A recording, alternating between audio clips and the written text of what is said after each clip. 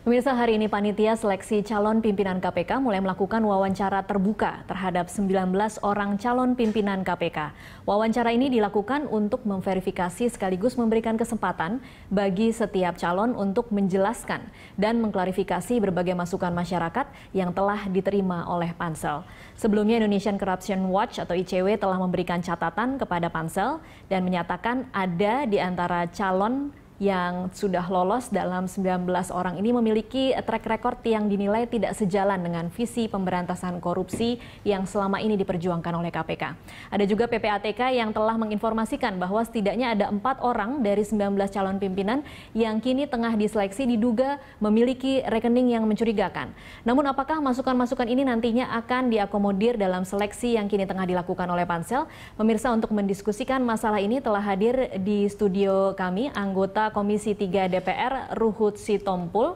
Selamat sore Bang Ruhut. Sore. Ya, dan juga ada anggota dari Pansel calon pimpinan KPK dari Gedung Sekretariat Negara Jakarta, Yenti Garnasih. Selamat sore Mbak Yenti. Selamat sore Mbak. Selamat sore Bang Ruhut. Sore Mbak. Iya, dan pemirsa nanti juga akan turut bergabung peneliti ICW Tama S. Langkun. Dan pemirsa, Anda juga bisa turut berinteraksi dalam dialog ini melalui sambungan telepon di 021 529 00311 atau 021 529 00308 dan SMS di nomor 0811 833 5551. Anda dapat mention di Twitter @berita1tv atau Facebook @berita1tv. Ya, saya akan langsung bertanya ke Mbak Yenti. Mbak Yenti, secara umum apa hasil yang didapat oleh panitia seleksi dari 7 orang yang sudah diwawancarai hari ini? Ya, kita belum bisa menilai ya. Kita akan mengolah malam ini kan. Tetapi tadi kan kita lihat bahwa berkaitan dengan tadi ya dari awal tadi dikatakan ada yang bermasalah dan lain sebagainya. Itu sudah mulai kita tanyakan, kita klarifikasi. Selain itu tentang substansi. Oke, seberapa puas sih Pansel dengan jawaban-jawaban yang tadi sudah diklarifikasi oleh para calon pimpinan? Kalau kita boleh memilah satu persatu Mbak Yenti. Ada Alexander Marwoto yang sebenarnya sudah belasan kali dissenting membebaskan koruptor. Dia juga banyak dinilai sejumlah kalangan tidak layak menjadi pimpinan KPK karena dia pernah mengatakan bahwa dissenting itu sebenarnya semacam koreksi bagi KPK. Saya kira saya tidak akan menilai satu-satu dulu di sini karena nanti yang keluar adalah penilaian Pansel. Ini kan saya sendiri menjawab secara pribadi ya, walaupun saya anggota Pansel. Tetapi apa yang dikatakan atau dipertanyakan oleh masyarakat berkaitan para capim tadi sudah dijawab gitu, dan itu tadi kan terbuka. Dan nanti baru kita akan kumpulkan semuanya sampai hari Rabu mendatang, baru kemudian kita akan rapatkan tentunya dan kita akan pilih ya dengan tetap memperhatikan masukan-masukan dari para tracker. Oke, kalau kita kembali secara general Mbak Yenti, apa sih sebenarnya yang dicari oleh panitia seleksi ketika menggelar wawancara secara terbuka? Visi atau misi macam apa yang dicari dari seorang calon pimpinan KPK yang menjadi harapan atau target dari Pansel? Ya, visi dan misinya adalah dia yang memahami bagaimana permasalahan korupsi di Indonesia, bagaimana bahwa kita masih membutuhkan KPK, bagaimana peranan KPK, apa yang terjadi di hari-hari terakhir kemarin ya tentang KPK. Jadi masalah-masalah yang membuat KPK ya sedikit bersinggungan dengan kepolisian, itu kan juga kita evaluasi dan kemudian kita inginkan hal itu tidak terjadi lagi, dan kita mencoba mencari pada figur-figur yang mencalonkan ini gitu. Oke, baik. Dan ketika tadi jawaban itu sudah diungkap oleh masing-masing calon, kalau boleh ada penilaian sementara Mbak Yenti, seberapa puas sih Pansel dengan jawaban mereka tadi? Ya, sebagian puas, sebagian nggak puas. Oke. Saya belum tahu teman saya ya, kalau saya kan, tapi kita kan tahu tadi ya bahwa Kalau dari saya lah ya, dari saya bagaimanapun juga itu seorang komisioner KPK. Seorang komisioner itu sedikit banyak atau bahkan lebih banyak ya harus tahu teknis yuridis juga gitu. Karena apa? Komisioner itu nanti yang menentukan ketersangkaan seseorang. Dia yang memastikan kapan berkas sudah bisa ke pengadilan. Dan kemudian yang paling penting juga karena KPK itu juga ada jaksa di sana, berarti KPK itu nanti juga sebagai eksekutor atas putusan pengadilan, baik itu terhadap pemidanaannya atau bahkan terutama berkaitan dengan perampasan aset. Oleh karena itu, saya selalu pertanyakan sejauh mana pemahaman mereka atas pentingnya tindak pidana pencucian uang untuk pelacakan hasil kejahatan sekaligus merampas untuk dikembali kepada yang berhak dan juga memidana siapapun meskipun tidak terlibat korupsi tetapi dia terlibat menikmati hasil korupsi. Jadi kalau dari bagian saya kejar betul itu pemahaman mereka. Dan mereka itu kan mendaftar sebagai mendaftar sebagai komisioner untuk KPK. Paling tidak dia harus belajar dong, membaca undang-undang, memahami tentang KPK. Bukan kita yang harus memahami mereka bahwa kami kan bukan orang hukum loh. Kok aneh misalnya seperti itu. Nah itu yang saya kejar. Bagaimana mungkin mereka tidak mau mempelajari itu? Jadi kalau menurut Anda sebenarnya pemahaman itu seberapa penting sih Mbak Yenti ketika nanti mungkin ketika pada akhirnya 19 nama ini akan dipilih oleh pansel mana yang lolos ke tahap selanjutnya, seberapa penting bagi Anda memang benar harus paham atau bisa dipelajari lah nanti di tengah jalan?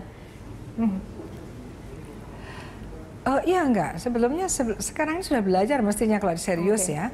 Sudah belajar dan memahami dan itu sangat penting. Tidak mungkin ada jawaban bahwa misalnya toh ada direktur, ada deputy.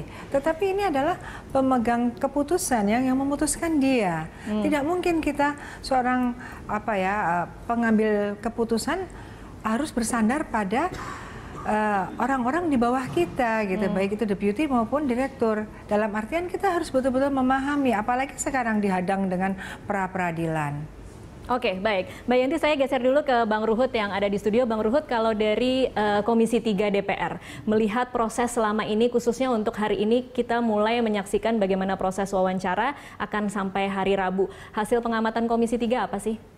Pengamatan kami baik ya, karena kita acung jempol dengan Presiden kita, Pak Jokowi, karena saya yang paling mengkritisi pada waktu itu pansel yang lama nggak usah lagi, cari pansel baru, dan Presiden berani membuat terobosan 9 Sri Kandi. Kita tahu kalau bicara wanita, sorga di telapak kaki ibu. Mau masuk sorga harus baik-baik, jadi nggak salah Sri Kandi ini bekerja. Memang mungkin dari kawan-kawan saya, kami sekitar lebih kurang Komisi 3 55 orang, ada saja pro dan kontra. Tapi saya lihat kerja Sri Kandi ini, seperti Bu Yenti kita tahu, dokter ahli mengenai money laundering. Itu penting sekali. Karena koruptor-koruptor ini nggak sadar dia rakyat miskin karena ulah mereka. Oke, jadi kalau ada yang mengkritik jumlah pakar hukumnya kurang atau jumlah orang yang mengerti tentang materi yang nanti akan dibahas atau diwawancara kurang, menurut Anda itu tidak jadi masalah ya? Nggak jadi masalah, kan ada ibu kita, udah itu ada beberapa sahabat-sahabat saya, ahli-ahli doktor, profesor mengenai hukum kok mereka. Jadi memang mesti ada keseimbangan. Jadi 9 Sri Kandi ini sangat paripurna. Oke, kalau kemudian ada kritik, sebenarnya ada masukan dari ICW dan juga dari PPATK tentang ada nama-nama yang dari 19 nama yang hari ini akan menjalani proses wawancara hingga hari Rabu, itu sebenarnya bermasalah tetapi diloloskan oleh pansel. Komentar Anda? Ya, komentar saya, kita hormati ICW, kita hormati PPATK, karena saya yang selalu mengatakan, siapapun nanti yang terseleksi, karena finalnya di kami, di Komisi 3, tolong rekam jejaknya. Jadi sahabat-sahabat ICW melihat rekam jejaknya, begitu juga PPATK. Ya, jadi Bu Yenti dan semua kawan-kawan saya mohon, karena saya sudah berpengalaman 3 kali komisioner, 3 periode, ya, yang saya fit and proper test. Tolong Ibu, ya, masukan-masukan ini jadi perhatian karena apabila nanti menjadi 8, karena ini yang dicari 4, undang-undang mengatakan 4 kali 2, karena sudah ada Pak Robi, ya, sudah ada Bapak kita, ya, yang sebelumnya, ya, jadi ini ada 2, ya. Jadi kami tinggal voting yang 2 ini siapa, ya, baru nanti yang 8 ini, tapi sama-sama kita lakukan. Jadi Ibu, tolong betul-betul diperhatikan saran daripada ICW, saran daripada PPATK, karena apabila sudah 8 bersama kami, karena final di kami ini lembaga politik. Jadi lembaga politik itu aneh-aneh. Seperti komisioner kemarin yang sekarang akhirnya aneh-aneh ini, jujur aja karena lembaga politik, udah mulai, jangan gitu dong Bang, kami mendukung. Aku nggak usah bilang partainya, nyatanya sekarang ada kasus. Yang gitu-gitu. Jadi Bu, tolong saring yang sebenar-benarnya Bu. Oke, baik. Saya ke Mbak Yanti lagi. Mbak Yanti, ini sebenarnya ada masukan dari ICW dan PPATK, dan kemudian ada kritik kenapa sudah ada masukan dari PPATK, jelas-jelas ada transaksi mencurigakan, tetapi tetap diloloskan oleh pansel. Begini, yang menjadi tracker itu bukan hanya ICW dan PPATK. Tracker itu banyak sekali. Ada beberapa ya, ada kepolisian, ada kejaksaan, ada BIN, ada pajak, ya. Jadi banyak ya, tetapi perjanjian kita bukan begitu. Perjanjian kita adalah hasil tracking itu hanya untuk pansel dan untuk kepentingan seleksi komisioner ini. Nah ini kan kita pelajari, kita terima Bang Ruhut, kita pelajari juga gitu. Tapi kenapa kok muncul ke masyarakat? Sebetulnya kan perjanjiannya bukan seperti itu. Dan kita perhatikan kok, dan kita klarifikasi. Kalau tadi Bang Ruhut ikut hadir ke sini, kita tanyakan semuanya itu. Dan kemudian setelah itu nanti kita perdalam lagi. Mbak Yanti, ini berarti janji dari ICW dan PPATK yang kemudian membocorkan beberapa nama yang sebenarnya kemudian diloloskan oleh pansel ya Mbak Yanti? Betul, begini.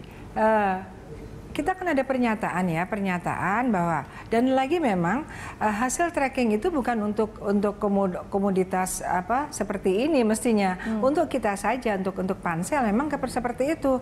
Dan pernyataan para capim itu adalah memang hanya untuk bahwa mereka bersedia di tracking untuk kepentingan seleksi pansel dan untuk pansel gitu. Apalagi PPATK kan pasti tahu lah, tidak boleh kan itu disampaikan gitu. Iya, Mbak Yanti, tetapi bagaimana sebenarnya informasi ini kemudian bagaimana sebenarnya informasi ini kemudian akan digunakan oleh pansel ketika memang sudah ada data-data dari ICW maupun PPATK? Apakah ini akan menjadi masukan? Tetapi Mbak Yanti ditahan dulu, nanti kita akan break dan kita akan lanjutkan di segmen selanjutnya.